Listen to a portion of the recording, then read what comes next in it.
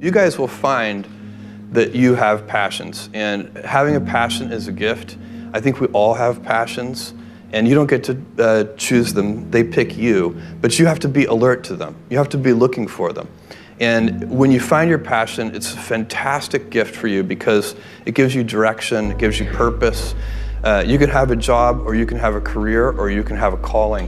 And the best thing is to have a calling. And if you find your passion, you'll have that, and all your work won't feel like work to you. Many kids and many grown-ups do figure out over time what their passions are.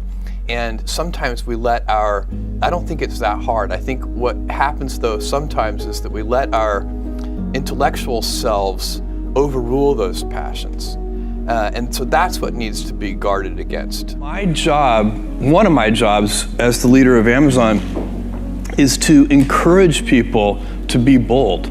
And people love to focus on things that aren't yet working.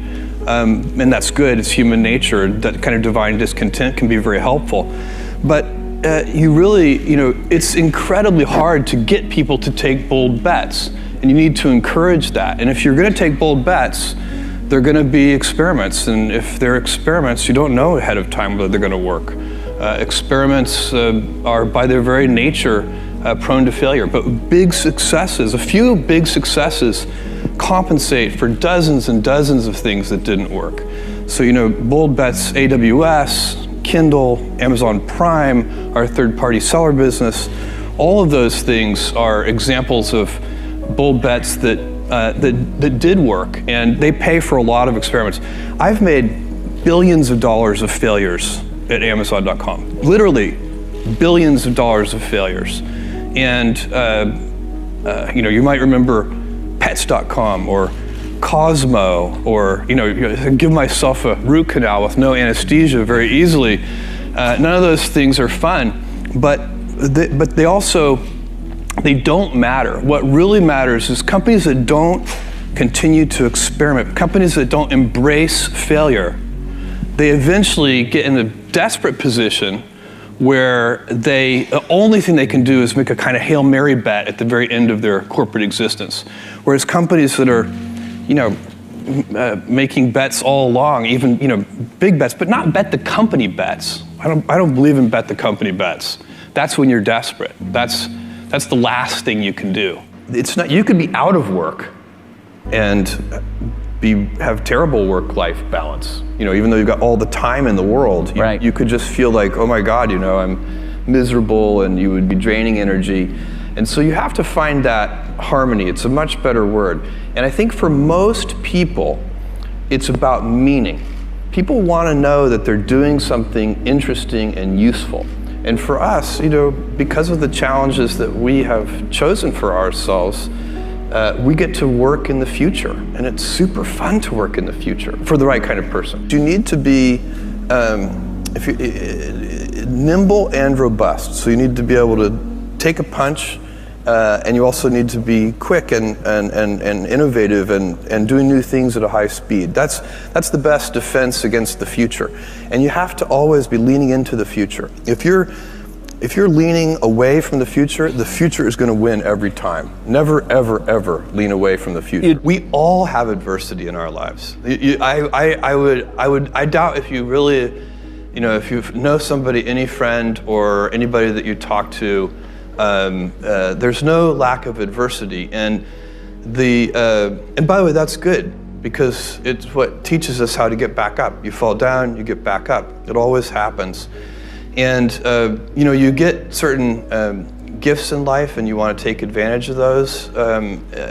But I guess my advice on adversity and success would be to be proud not of your gifts, but of your hard work and your choices. So, you may be, the kinds of gifts you get in life, you might be really good at math. It might be really easy for you. That's a kind of gift. But practicing that math and taking it to the next step, that could be very challenging and hard, and take a lot of sweat. That's a choice. You can't really be proud of your gifts because they were given to you. You can be grateful for them and thankful for them. But your choices you choose to work hard. You choose to do hard things. Those are choices that you can be proud of. Being an inventor requires, because the world is so complicated, you have to be a domain expert. I mean, in a way, even if you're not at the beginning, you have to learn enough so that you become a domain expert. But the danger is once you become a domain expert, you can be trapped by that knowledge. And so inventors have this paradoxical ability to have that 10,000 hours of practice and be a real domain expert and have that beginner's mind. Have that look at it freshly, even though they know so much about the domain.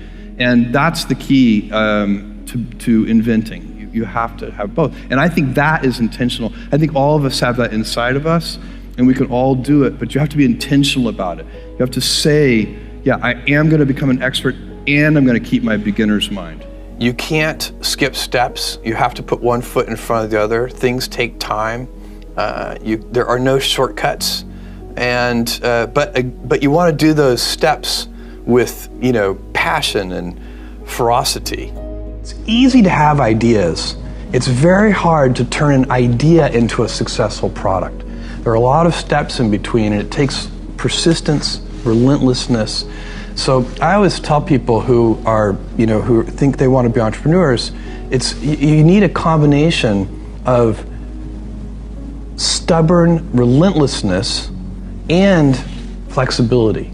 And you have to know when to be which. And basically you need to be stubborn on your vision, because otherwise it'll be too easy to give up.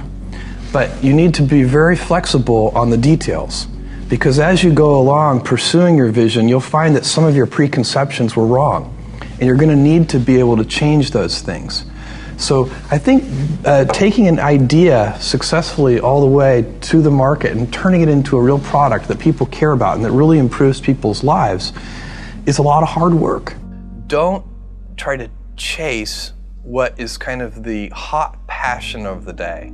I think we actually saw this. I think you see it all over the place in many different contexts, but I think we saw it in the internet world quite a bit, where at the sort of peak of the sort of internet mania in say 1999, you found people who were very passionate about something. They kind of left that job and decided, I'm going to do something in the internet, because it's it was almost like the 1849 gold rush in a way. I mean, you find that people, if you go back and study the history of the 1849 gold rush, you find that at that time everybody who was within shouting distance of California was they might have been a doctor, but they quit being a doctor and they started panning for gold, and that almost never works.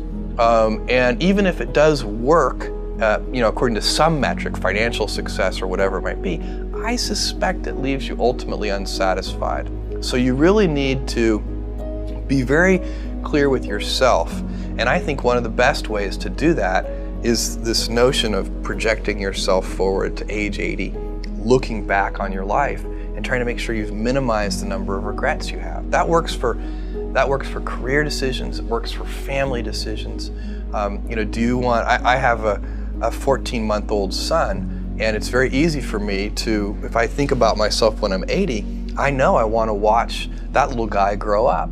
And so I don't want to be 80 and think, shoot, I missed that whole thing, and I don't have the kind of relationship with my son that I wished I had, and so on and so on. So if you think about that, so I guess another thing that I would recommend to people is that they always take a long-term point of view. And I think this is something about which there's a lot of controversy. There's a lot of people, and I'm just not one of them, believe that you should live for the now. I think what you do is you think about the great expanse of time ahead of you and try to make sure that you're planning for that in a way that's going to leave you ultimately satisfied. So this is the way it works for me. And I mean, everybody needs to find that for themselves. So I think there are a lot of paths to satisfaction, and you need to find one that works for you.